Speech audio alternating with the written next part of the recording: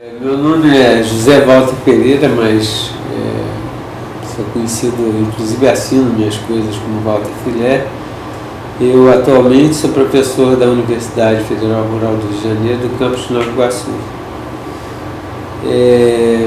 Meus interesses são relações entre culturas, audiovisual, produção de desigualdade. Essas são as questões que sempre me interessaram, né?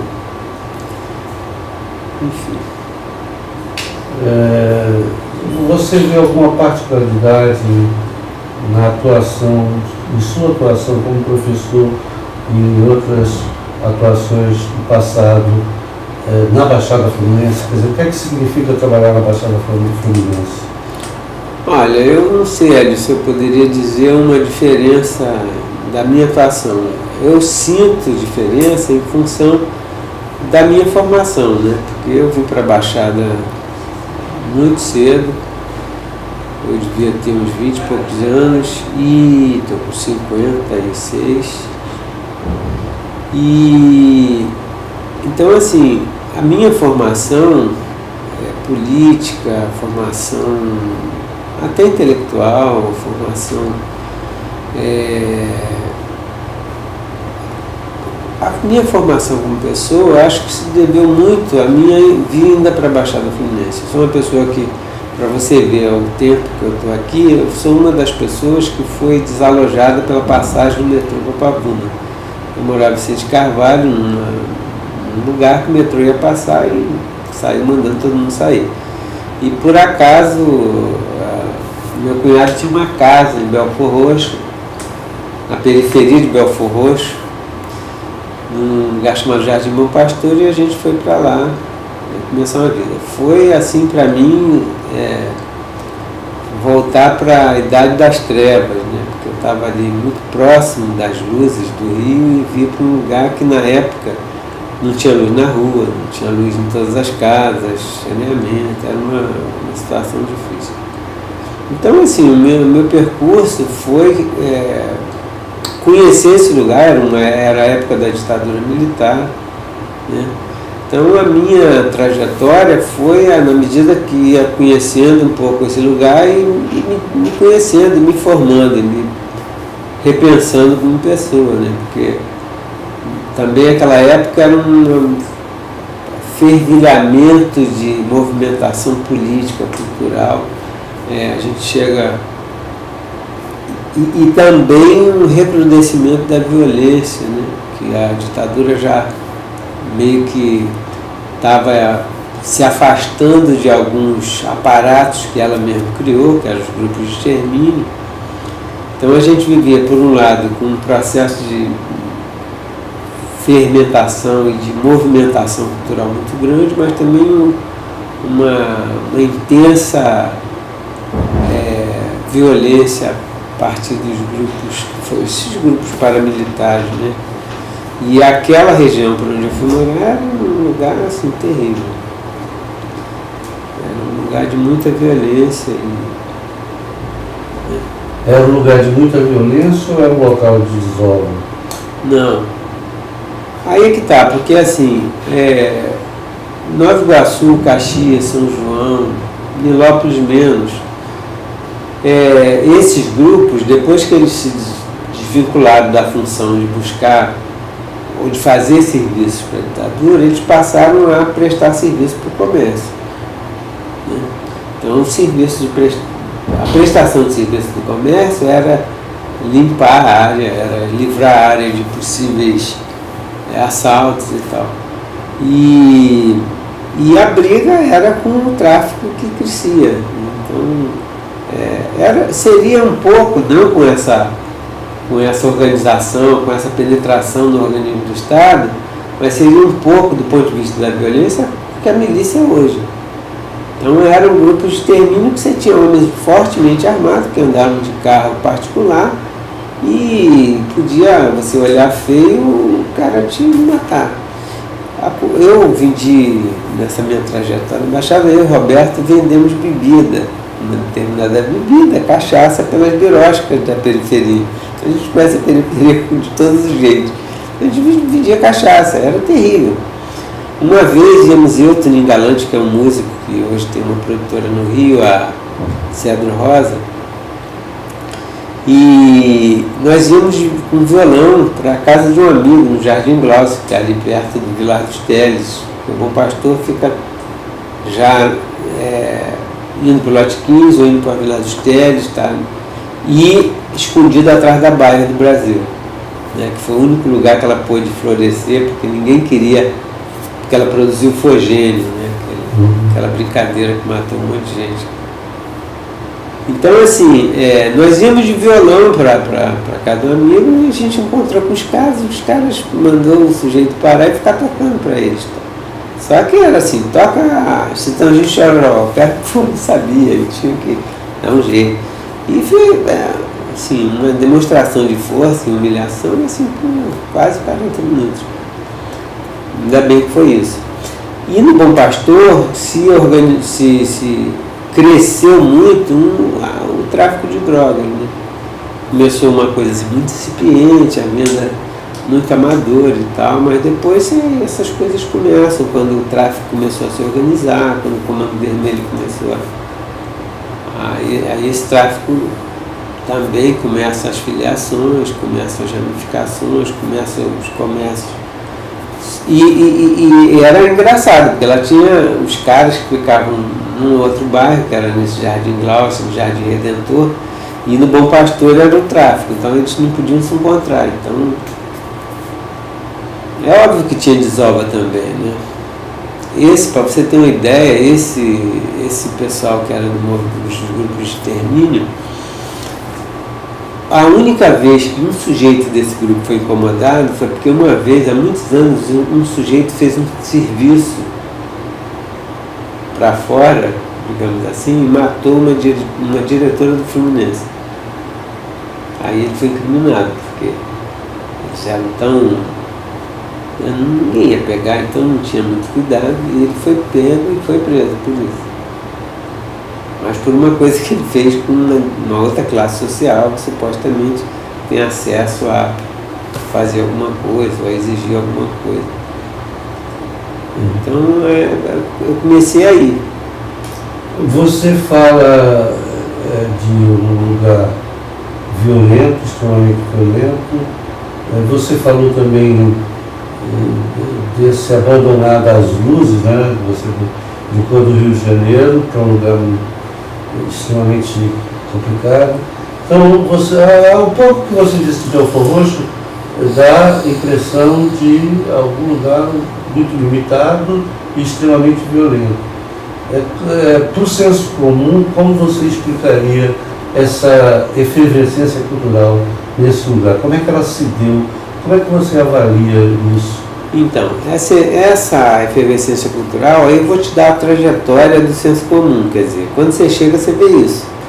Toda vez que você chega num lugar escuro, você precisa acostumar a vista.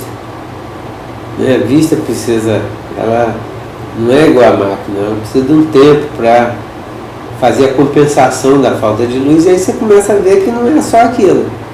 Você começa a ver que tem esse movimento aí colocado, mas ao mesmo tempo você tem pessoas muito interessadas, muito criativas, com potencial enorme para fazer coisas. E essa foi a minha aprendizagem na Baixada, porque até então quando você olha do Rio, você fala, nossa, o que é aquilo? Quando você chega lá, como eu cheguei e comecei a olhar, eu comecei a ver uma possibilidade enorme de fazer coisas. No Rio eu já militava no movimento negro, militava com alguns grupos de teatro, e aí quando eu vou para lá eu digo, aqui é impossível se fazer alguma coisa. E era totalmente errado. Enquanto os grupos que eu participei no Rio eram grupos assim, muito bem comportados, entre aspas, eu encontrei possibilidade da gente pensar coisas que até então eu não tinha tido oportunidade. Então, assim, eu diria que como é que você acostuma a olhar.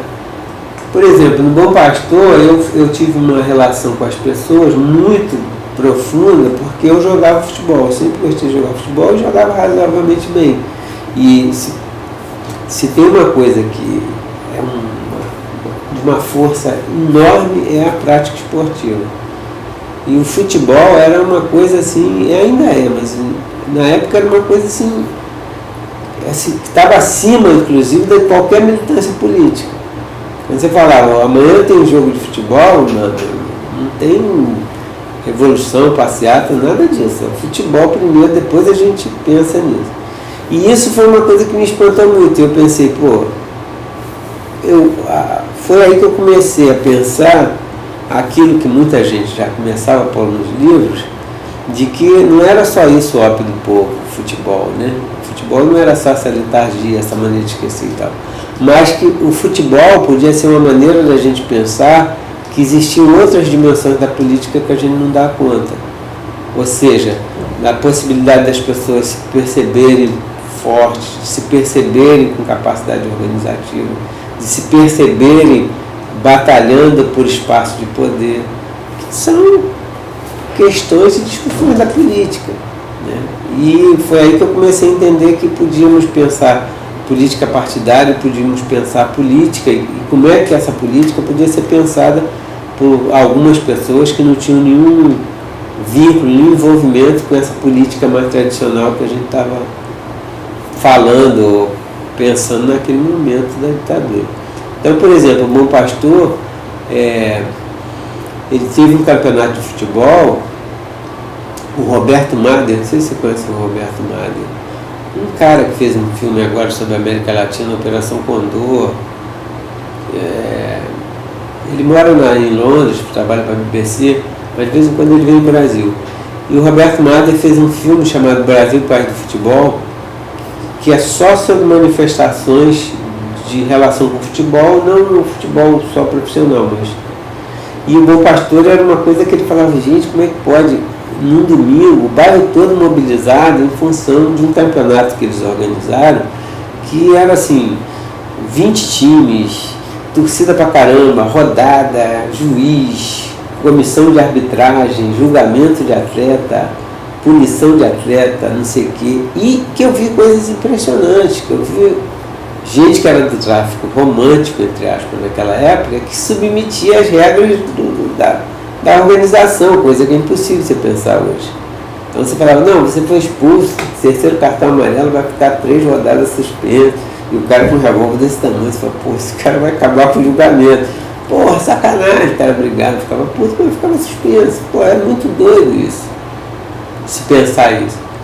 E o jornal Dia, tinha uma sucursal aqui, nem sei se tem mais, o jornal Dia tinha uma sucursal que até a Estela Guedes, que hoje está na UERJ, na educação, era repórter desse. O Nobre também, aquele professor dele. Isso. O Antônio Duarte, que era um fotógrafo daqui. Então, o Dia Baixada, ele fez um caderno Baixada e todo domingo, o caderno de esporte, tinha um campeonato pelado do Bom Pastor. Era impressionante. E assim, personagens fantásticos, como tem até hoje. Tinha uma mulher lá, a Laura, ela comandava um time que era um dos times mais perenes e que tinha geração desde garotinho até a velharia, e dividia a casa com a ser técnica na beira do campo, e de tirar jogador, de gritar com o outro, de invadir o campo. Umas coisas malucas, assim, entendeu? Que eu comecei a pensar. E aí era um lugar para pensar coisas. E aí passei para um grupo de teatro, falei, tenho que fazer também umas coisas aqui. Aí começamos a fazer um grupo de teatro, me envolvi com a Associação de Moradores.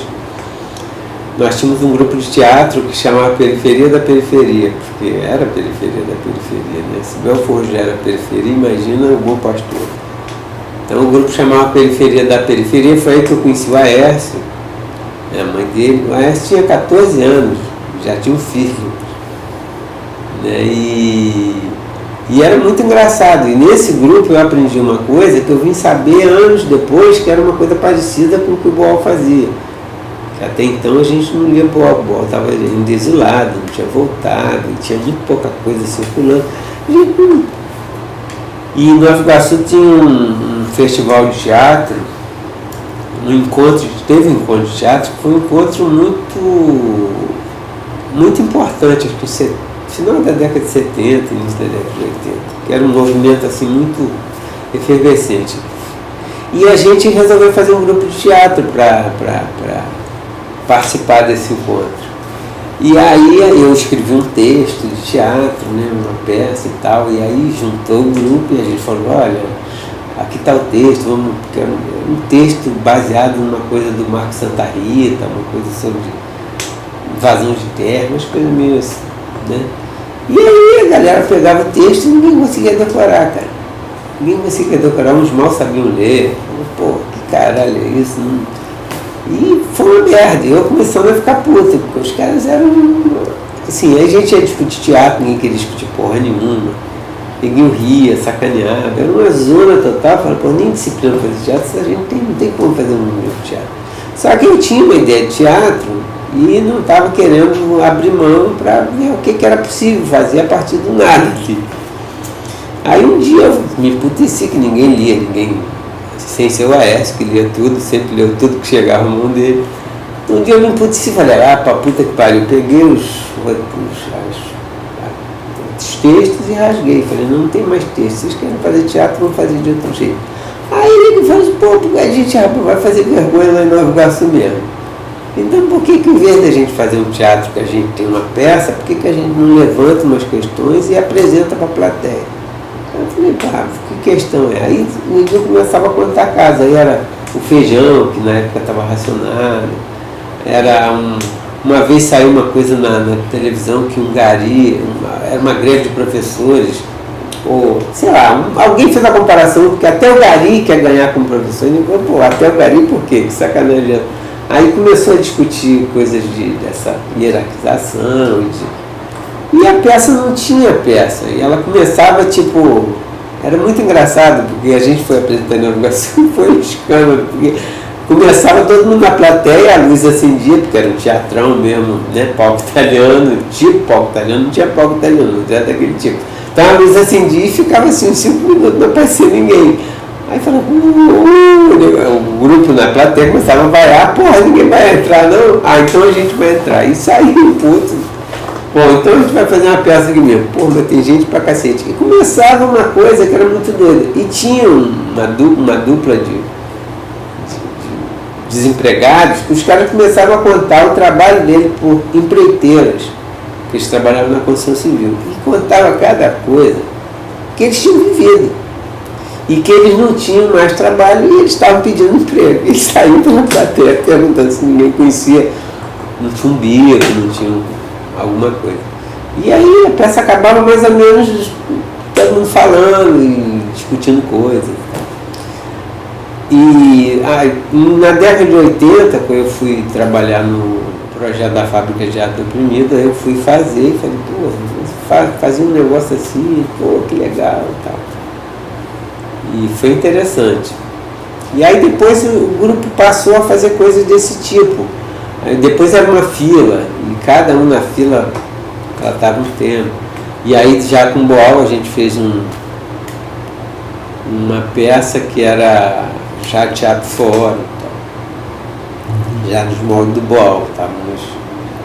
Mas ainda assim uma coisa muito anárquica, porque você imagina um grupo de teatro, e outra coisa que a gente teve que aprender, assim, a gente montou um grupo de teatro que não tinha perspectiva de apresentar em nenhum local possível para teatro. A gente tinha rua, praça, tinha pátio de escola, quadra. Então a gente tinha que pensar alguma coisa que fosse entre a Miradade, né? Então tinha que ser alguma coisa assim que a gente não sabia o que era. Ambos estiveram na Baixada, né? E aí a gente experimentou, foi experimentando. Aí do grupo de teatro surgiu um centro cultural, a gente chegou a ter uma casa lá alugada, tinha oficina de, enfim, alfabetização de adultos, tinha um jornal, que aliás está até ali o jornal do Bom Pastor. A gente tinha um jornal, esse cara que me trouxe o número, que a gente era um tabloide impresso, a gente pedia dinheiro no comércio local para fazer o jornal. Aí eu tinha uma coluna chamada 2 Dedos de Prosa, que era contar coisas da comunidade, né? Histórias que a gente ouvia e que eram muito legais. Inclusive tem uma delas que eu até coloquei na minha dissertação, acho que de mestrado, ou num texto que eu fiz na universidade, que era discutindo tecnologia, né? Que é uma história que a gente ouviu lá de um cara que o sogro morava na roça, no interior do Espírito Santo, e aí veio visitar ele na cidade, que era Bom Pastor, imagina. E aí o cara falou, vamos esteve em Nova Iguaçu no banco.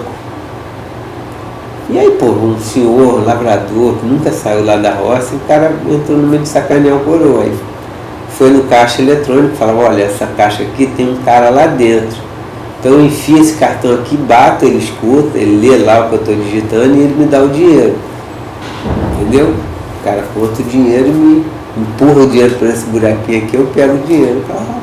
E o coroa, assim, muito atento, porque o cara falava sério, o coroa ia falando e ia fazendo. Só que quando o cara meteu, tinha um cara consertando a máquina atrás. Aí quando o cara enfiou, o cara saiu limpando a mão e falou, dá pra ir em outra máquina? Bacana. O cara ficou assim. Aí o coroa foi pro negócio, o cara ficou me parado, o coroa, o cara não pode nem parar pra mijar, então vamos pra cá. História desse tipo, né? Genial, cara, genial. Eu falei, porra, você ouvia essas histórias de assombração, história.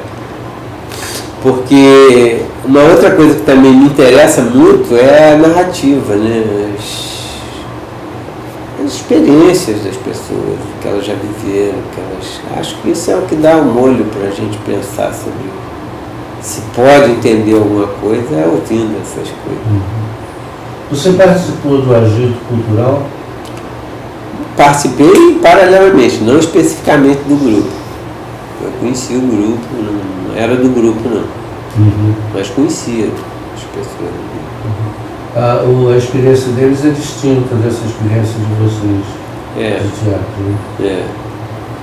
E é um pouco, quer dizer, eles começaram um pouco depois desse primeiro grupo que a gente fez, que era a Periferia da Periferia.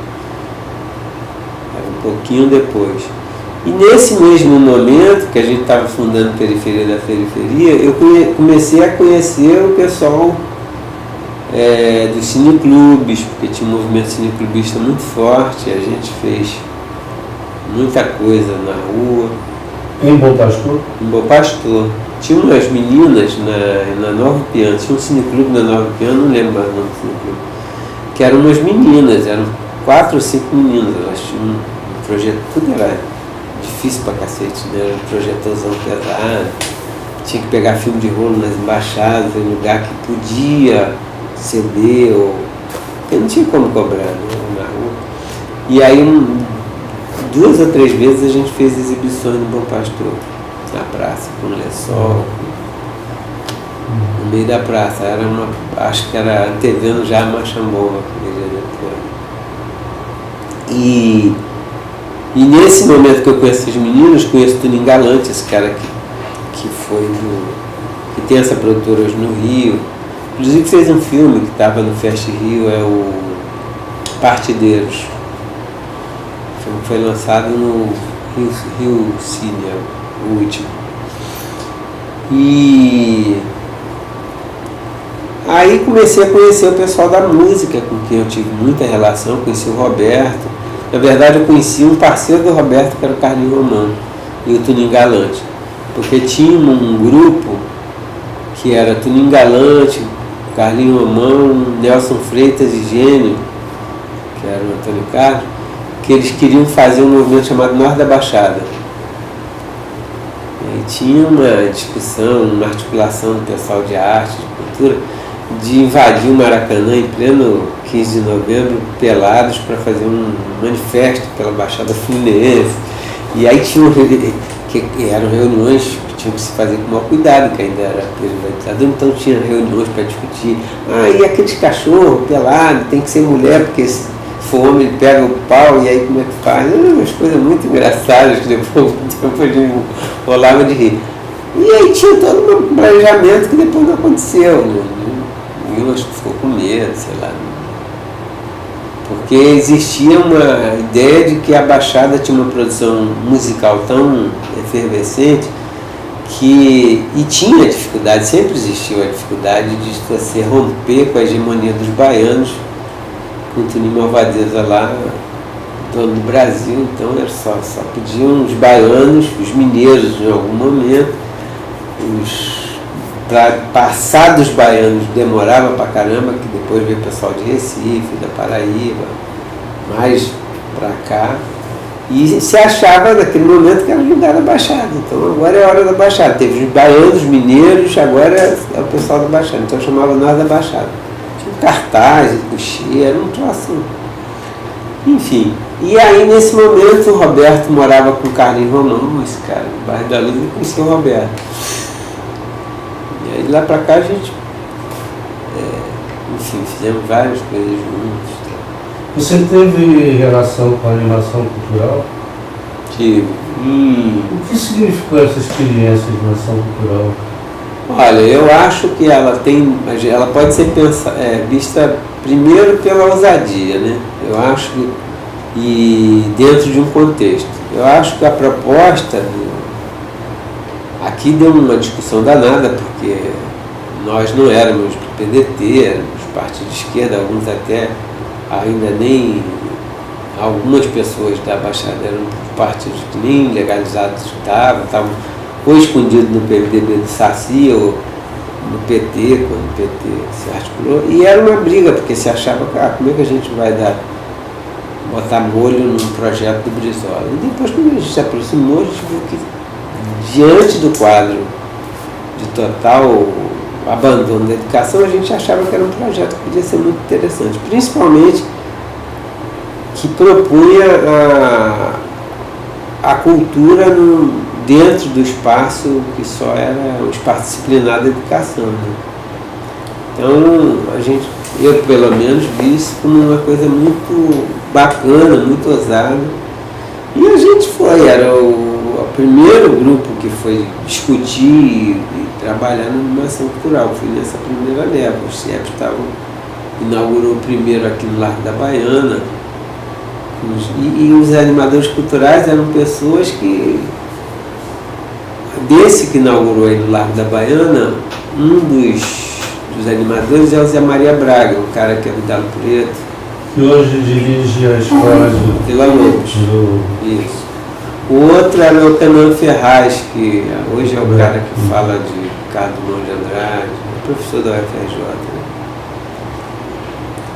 O Bom Pastor foi, acho que, sei lá, o 6º ou 10º a ser inaugurado. Era o Museu Roberto e uma jornalista aqui do Nova Iguaçu, a Cristina, uma poetina. Eu acho que a minha experiência foi muito boa, porque assim, eu sempre tive muito próximo da educação, mas sempre pelo lado de fora, vindo de fora para dentro. Nunca, apesar de achar que eu tinha que estar sempre de olho na educação, mas sempre vindo de fora. E o CIEP foi uma oportunidade muito interessante para as possibilidades que nós tínhamos de fazer coisas. Tinha uma estrutura dentro não era a Secretaria de Educação, era aquele troço que o Darcy criou à parte, chamava, acho que era assim. Eu ficava na Secretaria de Cultura, né? Ele dirigia isso, mas ele era secretário de Cultura. E vice-governador. Na verdade, isso não ficava na Secretaria de Cultura, ficava ali onde hoje é a FAETEC, do Bloco. Ficava ali perto da Mangueira. A Secretaria Especial era ali. E por Sim, mas é ele que geria essa Secretaria Especial? Não. Ele era o dono, porque ele sempre falava assim, eu sou o dono. Ele nunca teve pudor de falar que ele era, aquela ideia de ser o imperador do Brasil, ele nunca... Mas tinha um grupo que... Tinha ali a Faria, que tocava a parte de educação, e eles chamavam de tríades. Então tinha uma de educação, uma de animação, de cultura e uma de audiovisual.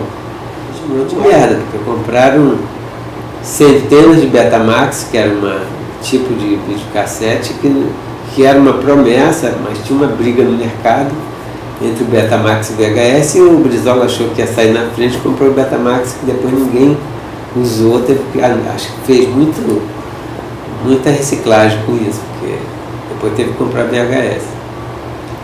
Mas assim, do ponto de vista da escola, a experiência que eu tive no Bom Pastor foi uma experiência assim, única. Eu até falo para o Roberto sempre, a gente tinha que escrever sobre aquela história, porque a história... A gente fez coisas que... Tipo, criar um conselho na escola, onde cada funcionário, cada pessoa da escola tinha que se dirigir a esse conselho para discutir coisas da escola, e não as relações personalistas com o diretor, não sei o quê. A gente criou um conselho de escola-comunidade, tudo experimental, não tinha nada na lei. Lá nas escolas, a primeira coisa é que a gente tinha um diretor que topava, bancava isso. Tanto que ele bancou que a primeira proposta que a gente fez foi: bota seu cargo à disposição para a gente fazer a eleição na escola. Secretaria você vai saber depois, a gente fazer a eleição. Moralmente, se você perder, perdeu, garoto. Agora, todos os candidatos vão se comprometer com aquilo que o coletivo está dizendo que seria uma escola. Ele vai ser um executivo, as decisões vão ser do conselho. O cara topou.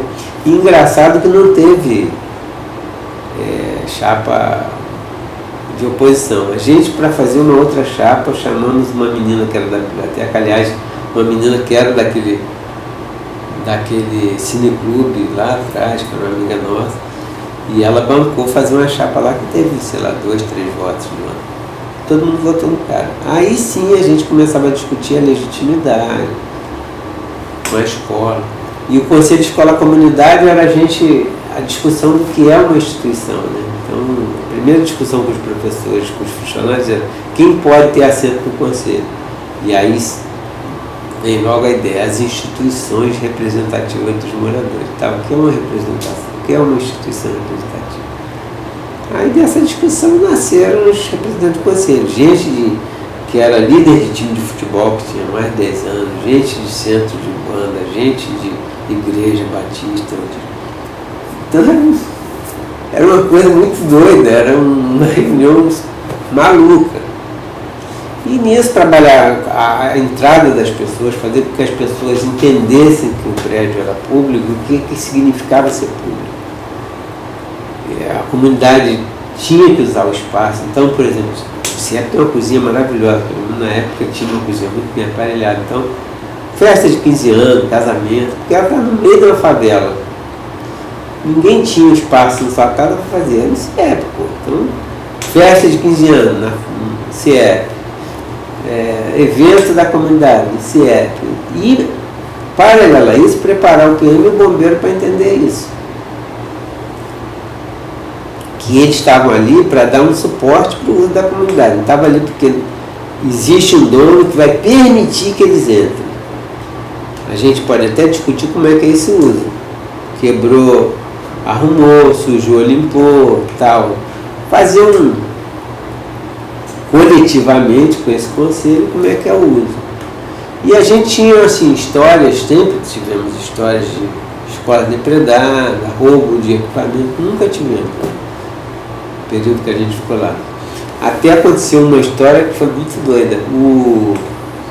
Tinha um bloco lá que ensaiava na rua. E uma vez os caras foram para o conselho e pediram para o bloco ensaiar na quadra do CIEP. Imagina, o CIEP tinha som, iluminação, tudo lá, chover se podia continuar o ensaio, claro. Os professores resistiram, alguns funcionários resistiram, mas a comunidade tinha um peso maior na decisão e se articulou melhor, votou para que o bloco fosse para lá. E o bloco ensaiou lá. Um dia saiu um tiroteio lá dentro do CIEP, cara. Acertaram um cara lá. O PM desceu e aí falou, e agora? Vai vir uma patrulha aqui. O cara do bloco falou, não, vamos fazer o seguinte, a gente pega ele, bota aquilo lá de fora, chama o carro, levamos ele para coisa e a gente diz que aconteceu um acidente aqui na esquina do CIEP. A gente teve até que parar o samba para socorrer o cara, para não sujar para o CIEP. E, cara, não tinha ninguém da escola lá no seu PM. Claro, podia ter aluno, pai de aluno, morador que fosse do conselho e tal. esse povo blindou tanto assim, o fato que se teve investigação, nunca soube o que aconteceu dentro do CIEP. Claro, os professores souberam, ficaram putos. A gente falou, porra, mas e aí?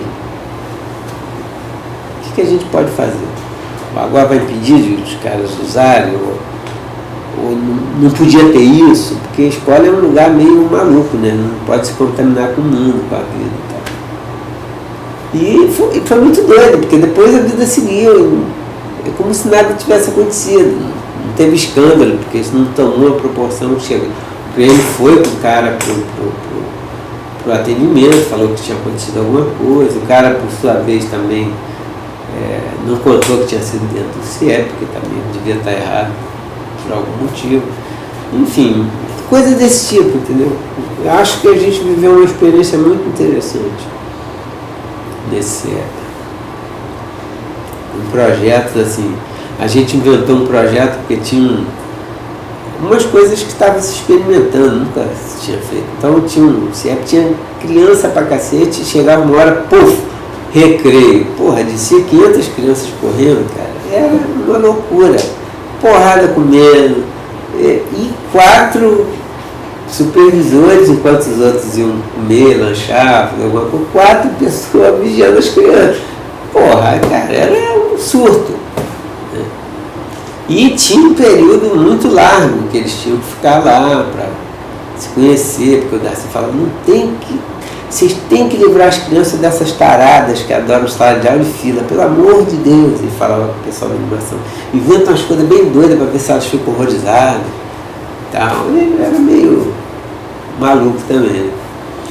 E aí a gente tinha aquelas crianças correndo para lá e para cá, para lá e para cá, para lá e para cá, e eu falei, porra, o que a gente faz? Aí propusemos uma ideia de um projeto que chamava Todo Mundo Educa Todo Mundo, que era assim, a gente fez um levantamento entre todos os funcionários do CIEP, o que cada um sabia fazer que pudesse ensinar para os moleques. Então, um sabia fazer pipa, vou fazer oficina de pipa. A senhora da cozinha sabia fazer boneca de pano, então vou fazer oficina de boneca. O outro, regra de jogo, de arbitragem de futebol, o outro balé, não sei de quê, o outro teatro, o outro não sei o quê. Era uma festa, e aí a gente botava as salas, então assim, de 11 a meio-dia, quando esperava o almoço, que tinha um tempo livre, então tem oficina em várias salas. E os caras se inscreviam e iam para as salas. Da sala, se não fosse ninguém, tchau.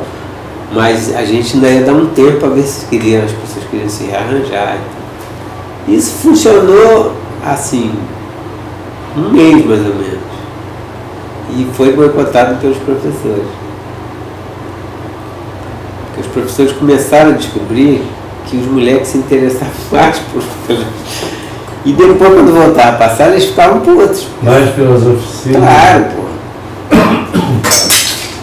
E ficavam putos. Não, porque o outro foi com a boneca para a oficina e continuou lá costurando.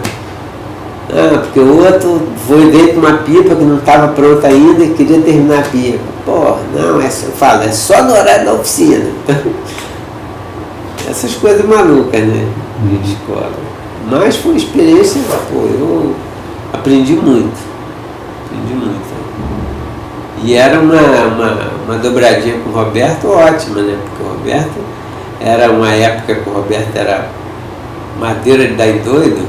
Qualquer coisa ele botava o dedo na cara e falava, vai tomar no cu.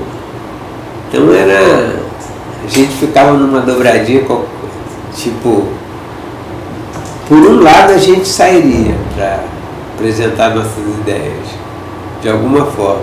Tivesse que dar um choque, a gente dá. Enfim, mas foi uma experiência muito boa. Essa experiência durou quantos anos? Durou até o governo Moreira, né? Uhum. Porque aí o Moreira entrou, a primeira coisa que ele fez foi começar a desmantelar os CIEPs. Eu lembro que lá no Bom Pastor, quando a gente saiu, o Moreira entrou e claro, pegou as lideranças locais e mandou indicar diretor. Né? E indicou a Maria José, tia de uma amiga dele. E essa mulher, o primeiro dia que ela foi, ela fechou o CIEP de cadeado. O CIEP nunca teve cadeado, não, é uma coisa maluca. O portão ficava fechado por causa das crianças pequenas para não sair, mas qualquer pessoa que quisesse entrar, ela entrava. E, porque você imagina no meio de uma favela ali, se alguém vai entrar para roubar, para fazer alguma coisa. Não tem, nesses lugares é muito difícil que tenha esse tipo de coisa. A não ser quando é um lugar que um conflito, você sabe que tem uma coisa que não está bem resolvida. Ficava aberto. A primeira coisa que ela fez foi botar cadeado. E a galera ia assim naturalmente. Você pegava uma bola assim, via que não era do recreio de menino, botava a bola no barco do braço e ia para quadra sempre jogar. Tá vazia e jogar. As pessoas da comunidade, pequeno, grande, mulher, criança, sábado, domingo, todo mundo lá, piquenique, nego andando de bicicleta. E aí a primeira coisa que ela fez foi botar um cadeado. Porra, 3 dias depois ela começou a dar merda no CIEP, ela voltou para a escola de Camburão. Ela ficou quase uma semana entrando na escola de Camburão. E foi uma direção com muito conflito. Aí começou depredação,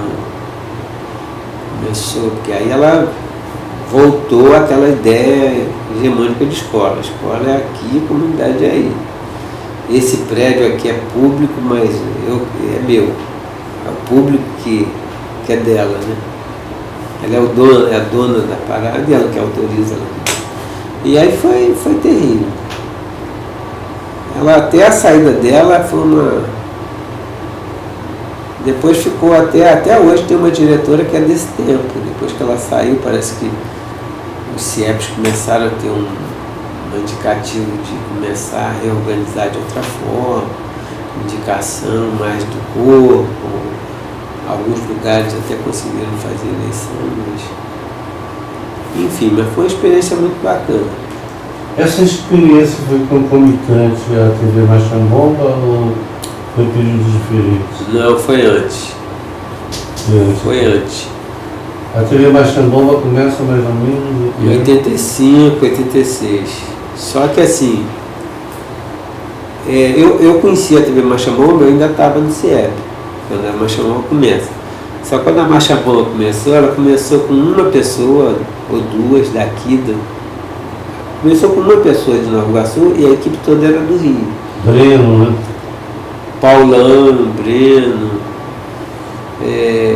Então assim, ela tinha o filho do Cláudio, o Flávio. Então assim, ela tinha uma base lá no Rio, no Cecipe, que começou na casa do Cláudio, no Izé, depois na casa do Cláudio, depois foi para o senador Dantas, depois que o Cecipe foi para Largo do São Francisco. Então assim, a Machambomba, em 85, 86, ela começa com essa ideia do Dom Adriano chamar o Cláudio para fazer uma cartilha aqui, né? Que era a época de discutir redemocratização, a questão da experiência dele no Cecipe. A relação do Cláudio com o Adriano não era do Cecipe, porque na época nem o Cecipe nem existia praticamente. A relação com ele, o Cláudio é do Conselho Mundial de Igrejas. Acho que eu estou errando a sigla, né? O IDAC. Porque o Cláudio trabalhou com o Paulo Freire. Isso, mas ele acho que não chegou. O Cecipe foi um erro de sigla. Eu estava querendo me o IDAC. Isso. Onde o Cláudio estuda. O IDAC, eu acho que o da Suíça, porque esse que o Miguel Darcy e a Rosisca montaram aqui, ele acho que não chegou a fazer parte, não. Ah, não. Porque quando eles voltaram, o Cláudio voltou para o Zé, com o Rubens César. E aí depois deu um conflito, eles brigaram e tal. Mas o Cecipe nasce dessa briga com o Zé. Porque quando ele vai para o Zé é para fazer um setor de vídeo, de audiovisual. Aí briga, sai do Zé e cria o projeto Vídeo Popular. Sim, mas você estava contando que o Dom Adriano... Nessa época estava a efervescência das comunidades eclesiais de base.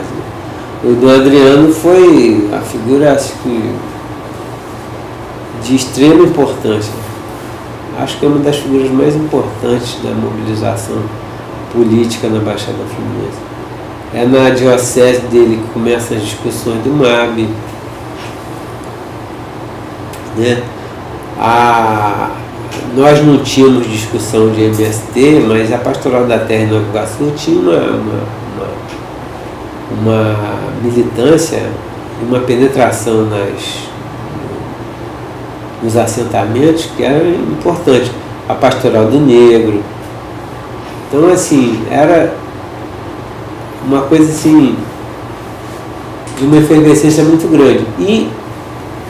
E junto com ele, o povo do Partidão, que, né, veio para a Baixada também por conta dos projetos de saúde, porque o Partidão sempre foi encastelado lá na Fiocruz e tinha um projeto de pensar um modelo de saúde coletiva na Baixada. É aí que vem Antônio Ivo para cá, a Noni, que é a primeira esposa dele, que depois trabalhou com a gente na Machamboma. E o Antônio Ivo foi presidente do MAB, foi dirigente do Partidão também, né? Roberto era do Partidão. Como é que se dá essa passagem? O Cláudio é convidado para fazer uma cartilha aí. Aí ele estava já querendo fazer um projeto de vídeo popular. E ele começou a pensar que talvez o MAB, que estava surgindo, que estava com força aqui no Nova Iguaçu e no Brasil, o MAB foi uma das associações, uma das federações de associações de moradores que ganhou uma importância muito grande no Brasil, né? E aí ele pensou que talvez o vídeo pudesse ajudar a mobilização das associações de moradores. Talvez fosse possível fazer um vídeo a serviço. E naquela época assim, tinha aquelas palavras-chave, né? Conscientização, mobilização popular, parafraseando Paulo Freire, seriam as palavras geradoras daquela época. Então, assim, a ideia era um pouco o vídeo servir ser um braço de apoio do MAB. E essa época eu acompanhei a Machambomba pela amizade que eu tinha com membros da Machambomba, que era o Tigu.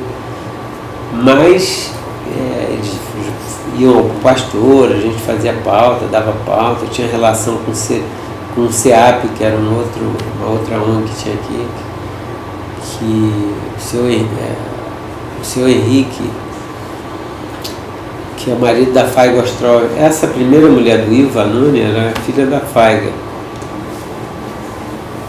Então, assim, a gente tinha relação com a Machambomba, eu tinha relação com a Machambomba, acompanhei desde o início, mas de longe. Sobre a Baixada, ou temas que interessassem a Baixada. Só que foi vendo que o modelo estava meio desgastado, e aí resolveram ir para a rua, baseado na experiência da TV Viva lá do Centro Luiz Freire, em Recife, ali. E aí na rua, Breno, Coutinho, Cláudio resolveram que a Machambomba tinha que mudar tudo, tinha que mudar a linguagem, tinha que mudar a equipe. Você trabalhar na rua e exibir na rua significava ter uma Kombi com telão, ter equipamento e ter uma sede aqui. Então eles começaram a procurar gente com um perfil um pouco diferente, gente que conhecesse a região, que tivesse inserido no movimento cultural e político, uma equipe para viver aqui, para saber o que estava acontecendo, né? Para estar aqui.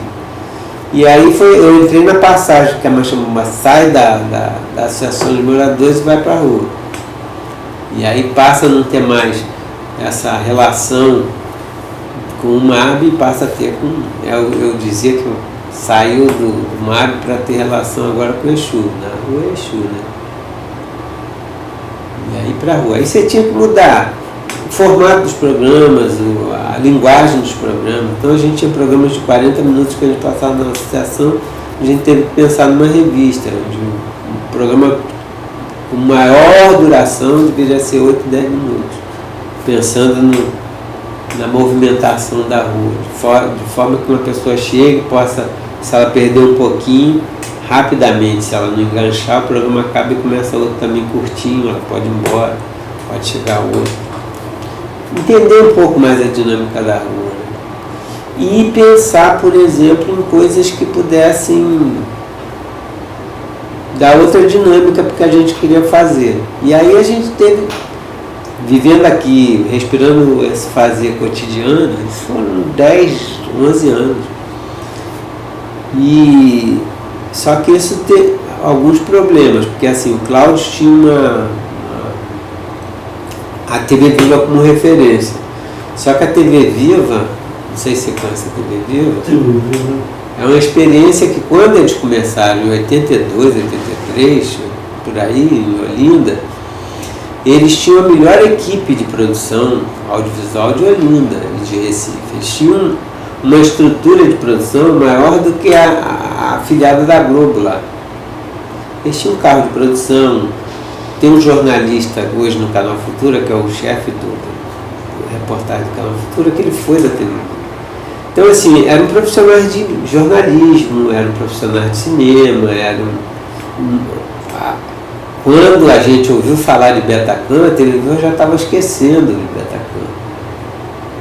Então, e nós tínhamos umas super VHS bem surradas, que já tinham sido usadas. Então, assim, a gente tinha problema de uma equipe que não, só o Breno era de cinema, o restante todo mundo querendo aprender. Tínhamos problemas de equipamento, tínhamos problema de recurso, tínhamos problema de tudo. Aí a gente, nessa época o Breno já tinha saído, eu fui coordenador depois do Breno. E aí eu comecei a propor que a gente tinha que inventar outra coisa. A gente não podia mais ter como referência a TV Viva, que era um pouco a referência da Globo, padrão de qualidade. Então, você tem a melhor imagem, você tem a linguagem que se encaixa no perfil que as pessoas estão habituadas a ver. Se você tem outro padrão, como é que você faz? Então, você tem que investir em linguagem. Então, a gente falou, a gente tem que investir em outra coisa. A gente não tem a melhor qualidade de imagem, porque a nossa imagem é ruim pra caramba. A gente não tem dinheiro para gastar. Se quiser fazer uma tomada aérea de Nova Iguaçu, não tem dinheiro para alugar o helicóptero. Então, a gente tem que inventar. A gente vai ter que inventar e inventa na linguagem, na relação com as pessoas. E aí a gente passou a fazer coisas assim, que até Deus duvida. A gente fez uma experiência que era de repórteres de bairro. Então, assim, a gente ia num bairro e falava, tinha começado a febre das VHS para fazer casamento, para gravar a família, todo mundo tinha uma VHS e tal. Aí a gente falava, ó, se tem uma VHS, faz o quê? Casamento. Quer aprender fotografia, como faz uma boa imagem? Quero. Então a gente vai dar umas oficinas de edição, mas você vai ser um correspondente da gente no bairro. Isso que o RJV hoje faz, a gente vai dizer, início da década de 90. E aí ele montava um grupo no bairro e ele ia falar do bairro. A gente chegava com um telão e mostrava o programa que a comunidade tinha produzido. E fazíamos encontros entre as comunidades, fazíamos... E aí a gente passou para essa experiência. A gente fez uma experiência com escolas. A primeira ideia era assim, mostrar vídeos na escola e discutir vídeo na escola. Porra, isso é chato pra caramba. Levar os vídeos, aquela coisa, depois ser moralista, é assim, é sabe. Aí a gente inventou que ia botar escolas para se falarem. E o vídeo seria a mídia da conversa. Então a gente pegou uma escola em Japeri, outra em Mesquita. E aí a gente foi na escola, pedimos licença para a diretora, para a professora de uma turma do ensino médio, dissemos, olha, a gente quer gravar com essa turma. O quê? A gente falou, a gente não sabe. Só queria liberdade para a gente estar na sala, e se você quiser estar também, você não pode se meter. Tá, beleza. A gente chegou na escola e falou, olha, a gente quer que vocês conversem com outra escola, perguntem para outra escola. O que a gente vai falar? Não sei, vocês começam de onde vocês quiserem. Uma coisa que aconteceu, uma questão que a escola não resolve bem, que vocês queiram saber. Aí a menina começou, eu queria contar uma história. Teve a feira de ciências, eu fui vender camisinha, e os meninos, as meninas, algumas colegas começaram a comprar camisinha, porque era para nossa formatura vender camisinha. Chegou a camisinha e estava vendendo. Só que algumas meninas começaram a comprar camisinha. Foi a morte. As meninas viraram as putas da parada, porque os meninos diziam, pô, você está comprando camisinha porque tu quer dar. E aí deu uma brigalhada danada na turma. E aí a gravação era essa discussão. Não, pô, como é que pode? Pô, uma pessoa que anda com camisinha na bolsa, não leva mal não. Olha, pô, que ou quer ou tá pronto. E aí a porrada comia. E menino, uma coisa. Eu sou sincero, eu tenho minha namorada, eu não faço nada com a minha namorada. E tenho outra na rua que eu profumo umas coisas assim, inacreditáveis, pô, maravilhoso. E aí eles discutiam isso e depois falavam assim, agora vocês vão fazer perguntas para outra escola. Essa escola vai assistir a discussão de vocês, vai discutir a discussão de vocês e vai responder as perguntas e fazer pergunta novamente. Essa era a ideia, um videocarta. E era impressionante. Só que a gente gravava isso, assim, 1 hora de aula, um tempo de aula de 1 hora, gravava, editava e voltava, antes de ir para lá, voltava. Olha, nós editamos isso, 20 minutos, que é o que a gente pode. Olha, aí a porrada comigo de novo. Que era uma meta-discussão da discussão deles. Que a gente falava, porra, peraí, cara, eu falei isso lá atrás, pô, você me botou na hora que esse cara tá falando uma merda aqui, eu saí de palhaço. Aí a gente aproveitava e começava a discutir a linguagem da televisão, do telejornal. Então, essa é a linguagem do vídeo. A linguagem não é o que aconteceu aqui, é o que eu decidi dizer do que aconteceu aqui. Isso é a minha versão dos fatos. Ah, mas a tua versão é... E aí a gente começava a entrar com discussão. A versão é o cara que vai contar a história. Você tampa na porrada com ele. Se ele diz que bateu, ele diz que bateu. É quem pode contar a história que vai ter a sua versão definitiva, quem tem o poder de dizer para mais gente. E era muito legal, porque na época tinha uma história de que tinha que discutir televisão, só que era uma coisa muito chata. A televisão aborrece, a novela, não sei. E assim era um exemplo concreto com eles. E aí era muito bom, porque aí depois, mas eu não queria que entrasse essa fala, tira essa, bota naquele lugar, e a gente remontava como eles achavam. Porque também a gente não queria que ninguém ficasse como idiota, né? Ou que ameaçasse alguém. E aí a gente levava para outra escola, aí a outra escola discutia, voltava, depois eles se encontravam, alugavam ônibus para se encontrar, para fazer coisas juntos. Foi uma experiência bacana. Era experimentar o que era possível fazer com o filho. Uma outra vez a gente foi assistir novela com as pessoas. Essa experiência foi genial. Eu sempre gostei muito do Martim Barbeiro, quando ele falava das mediações, né? Foi o primeiro a discutir teoria de comunicação via cultura, via quem vê. Porque sempre as teorias de comunicação é a partir do meio, da indústria, né? E ele dizia, não, vamos ver a partir das pessoas que consomem. E aí a gente começou a falar assim, realmente o que as pessoas veem na novela? Qual é a relação delas com a novela? Qual é esse filtro que o Barbeiro diz que é a mediação entre o que a novela mostra e o que eles consomem? Vamos ver isso. Porra, é muito genial. Aí a gente ia com uma câmera, botava a câmera em cima da televisão, uma família, escolhia um bairro assim na periferia, 2 casas no mesmo bairro. Tava uma câmera em cima da televisão e outra câmera ficava solta para entrevistar assim, na hora do... Então a câmera ficava de frente com a família como se fosse um olhar subjetivo da televisão para eles. E aí acabava o capítulo, a pergunta era simples, falou assim, conta aí de novo o capítulo. Aí a pessoa, nesse capítulo, a fulana disse não sei o que para fulana, só que a fulana, isso. Porra, era aí a porrada comigo, porque você tá maluca, não foi isso que ela falou, porque na verdade ela tá fazendo isso por causa disso. E aí começaram a discussão sem fim. E normalmente a discussão acabava na vida dessas pessoas. Que depois o Orozco começou a falar, tinha um conceito de multimediação, ou seja, como é que acaba que a novela é só uma justificativa para discutir coisas da sua vida, para pautar coisas. E aí tinha um caso, por exemplo, que tinha uma dessas que uma pessoa está contando, ele fala, mas o cara é homem, ele tem direito a pegar quem ele quiser, a mulher que fica feio. Aí sogra, mulher, filho, aí degringolava a porrada comigo. Bom, enfim, no resumo era o seguinte, depois você pegava esse material dessa família com outro da outra família, fazia uma edição, juntava as duas famílias e mostrava a discussão deles, fazia um pouco da discussão novamente, reeditava e lançava na rua. Para todo mundo assistir, que foi a discussão das pessoas sobre um capítulo de novela. Numa dessas exibições, o Cláudio foi com o Zani Ventura. O Zani Ventura escreveu uma matéria que era assim: se o Ibope fosse até o bairro de Xangri-Lá, em Belford Roxo, na periferia de Belford Roxo, perceberia que a Globo perdeu o Ibope com uma chambomba.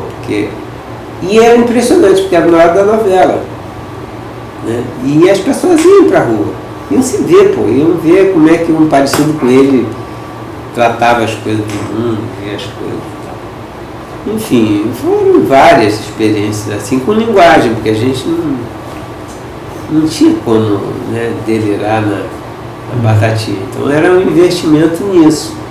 E foi por conta, eu acho, desse investimento em linguagem, que quando o Ministério da Saúde quis trabalhar com a reforma psiquiátrica e fazer a TV lá do Pinel, chamou a gente para fazer a TV Pinel. Então a primeira montagem da TV Pinel fomos... Essa experiência da TV Pinel já acabou, ou existe ainda? Existe, uma versão muito pálida, mas existe ainda. Porque depois que municipalizou, aí entrou no serviço, virou uma coisa mais difícil de ser executada. Agora, como é que é essa equação? Eu acho que você mencionou aí uma série de experiências que brotaram assim de discussões internas da TV Machambomba. Mas você fala também de uma influência de Recife, né, de Olinda e tal. Antes que é o momento de ruptura com o MAB, né, que vai para a rua. Quando o Cláudio chega, eu não sei quem começa, acho que é o Cláudio, né, que tem essa ideia. Né? Cláudio, Coutinho e Breno. Havia algum modelo, eles tinham alguma referência quando eles começaram, antes da fase do MAB? Tinha alguma... Olha, o Cláudio, nessa época, quem tinha uns movimentos muito interessantes em audiovisual era o Chile. E o Cláudio tinha muito, por essa coisa dele ser do Conselho Mundial de Igrejas, ele tinha contatos, e ele também não tinha muito tempo, porque ele tinha voltado da Europa e tomar conhecimento de várias coisas que estavam acontecendo.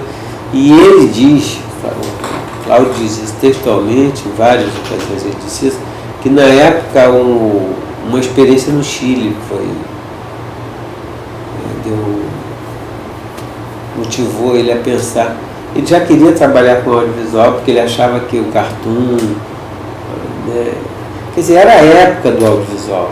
A gente está falando de meados dos 80, não é à toa que no CIEP o Brizola começa a pensar isso no início da década de 80, o Darcy, não é à toa que a grande novidade era o número de TVs e de videocassete. Não é à toa que nesse momento o governo federal cria a TV Escola, que é uma experiência de montar parabólica em 35 mil escolas. Então era a efervescência do audiovisual, era a discussão dos movimentos pela reforma agrária no ar, pela democratização da comunicação, porque já vários movimentos políticos da América Latina identificavam esses conglomerados de comunicação, o poder que eles tinham sobre a capacidade de mobilização e a capacidade de resposta política da população. Então esses projetos eram tipo uma ação contra-hegemônica, digamos assim. E final da década de 80, início da década de 90, proliferou iniciativa. A BVP, que era a Associação Brasileira de Vídeo Popular, tinha associado no Brasil inteiro, fazia encontros no Cajamar com 200, 300 pessoas, que trabalhavam com vídeo, com toda a dificuldade que era na época. Hoje, a molecada trabalha com celular, assim. E você tinha a TVT, que é a TV dos Trabalhadores, que no Cajamar, você tinha a TV dos Bancários em São Paulo, o próprio governo da Erundina, um pouquinho depois, mas criou uma TV na rua, que chamava TV Anhembi.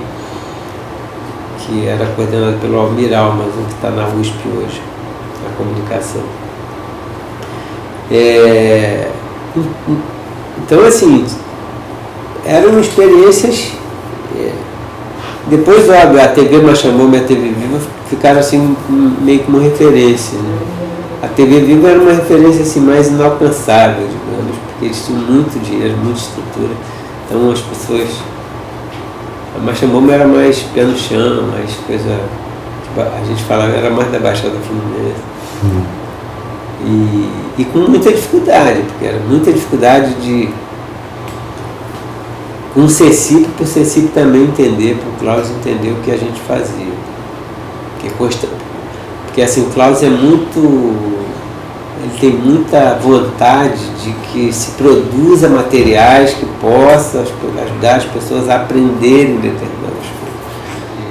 Como você diz, hoje eu estou numa universidade pública na Baixada Fluminense e o meu sentimento, quando eu passei no concurso para vir para Rural, aqui no Iguaçu, o meu sentimento era um sentimento de forra, de devolver um pouco, se é que é possível, não acredito nisso, mas de dar uma contribuição a partir daquilo que eu vivi, daquilo que a Baixada me deu.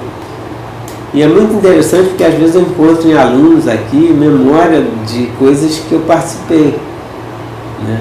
Os alunos, um dia uma menina falou assim, eu estava falando, você mora onde? Eu moro num bairro aqui fora. Aí tem vergonha de falar que é muito ali para dentro. Aonde? Ali.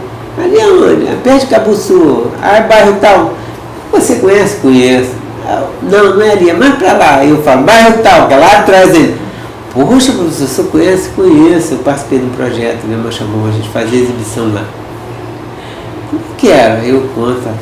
Professor, eu era garotinha, eu tenho na minha memória que tinha um dia da semana que era uma festa no bairro que tinha cinema na rua.